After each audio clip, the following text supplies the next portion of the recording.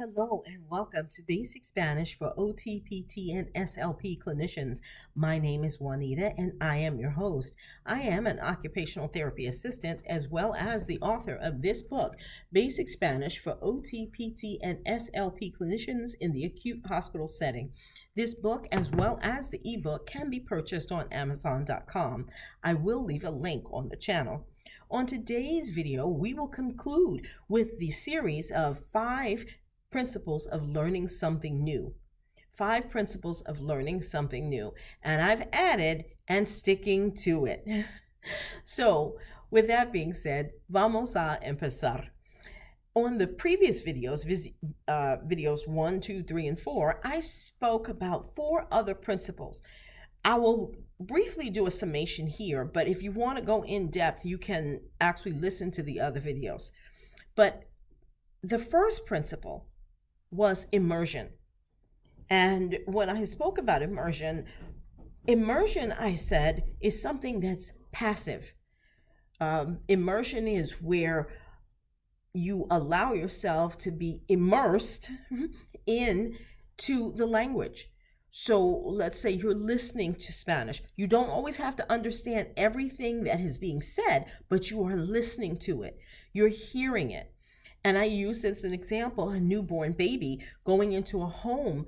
One of the things that doesn't happen is a parent doesn't look at the child and go, él, ella, usted habla, yo hablo, tú hablas, nosotros hablamos. That is not the way that the child learns to speak.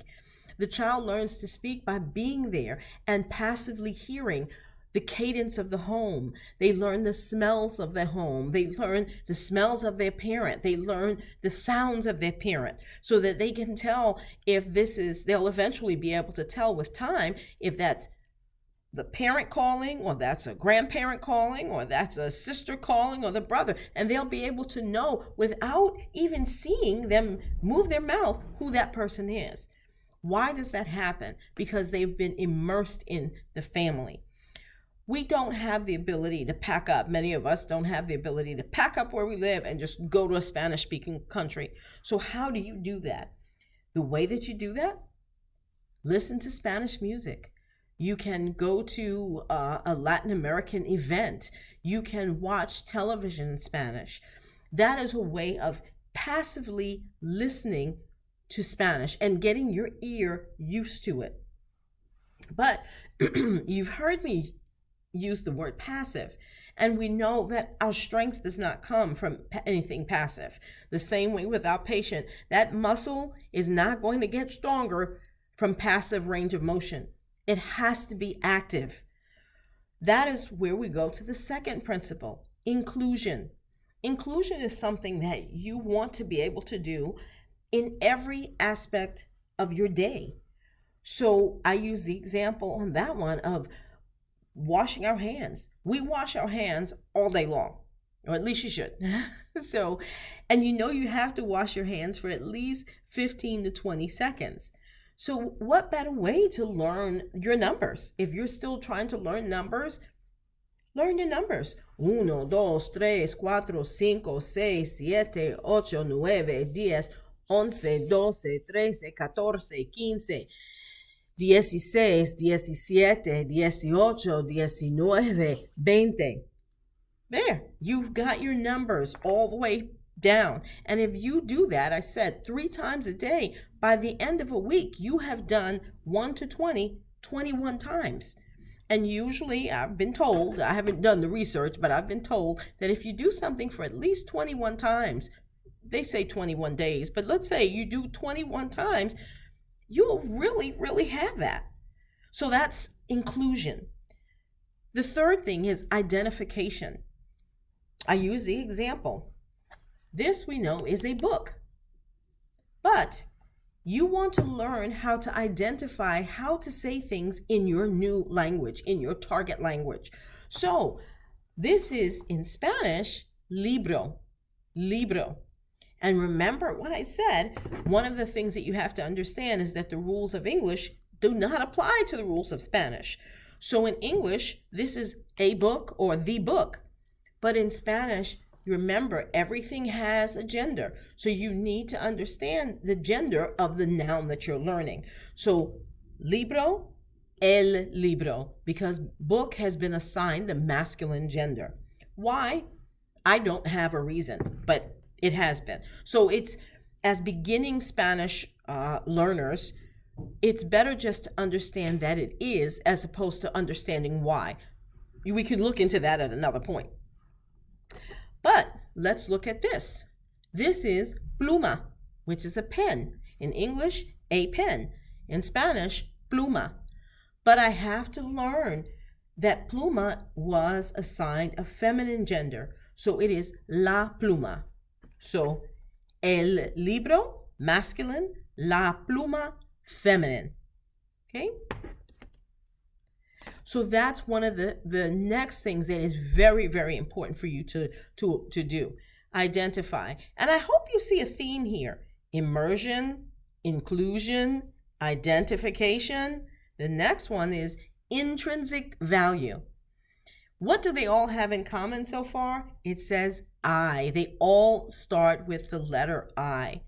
And I did that purposely because if you are going to set out to do anything new, whether it be learning a language or going back to school or doing whatever it is, you have to say to yourself, I have to do these things. So I did a little bit of a play on words there.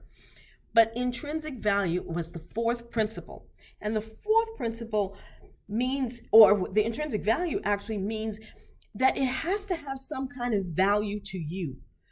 Doing something, sometimes people set goals for things, it's not valuable for me. So that's why we know in therapy is not cookie cutter. When the therapists are going in to set a goal with a patient, generally they're sitting down with the patient and they're asking them, what is it that you want to do? Where would you like to see yourself? What is it that you want to be able to do that you can't do now? Because if we just went in on, I don't set the goals, but the therapist, if they go in and they set goals that have no value to the patient, do you really think that they're going to want to get up and work on something? No, because it doesn't have any intrinsic value.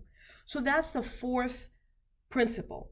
And then the fifth principle is the one that we're giving today, is it has to be interesting. Interesting. Keep it interesting. Keep it vibrant. Keep it alive. If you want to learn a language, it has to be fun. If it's something that you set before you to do, and you're just crying every time you turn on these videos, I hope you're not, but you're crying every time you turn on the videos, or you're looking at this book, I don't want to study Spanish today, then most likely you're not going to continue with it.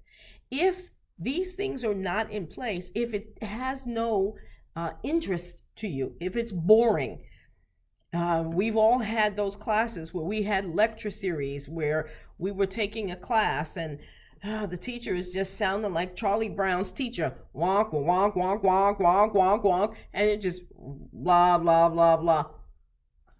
It has no interest. Then I would say you really need to reevaluate what you're doing if it doesn't bring interest to you, if it's not interesting to you. So those are the 5 principles that I think if you have these in play, if you have these things in place, when you are setting out on this journey to learn Spanish or any other journey to learn something, that if you have these things in place, I really believe you will achieve your goal. So let's review: immersion, inclusion, identification, intrinsic value, and interesting. So with that being said, gracias por venir, and I will see you on the next video. Adios.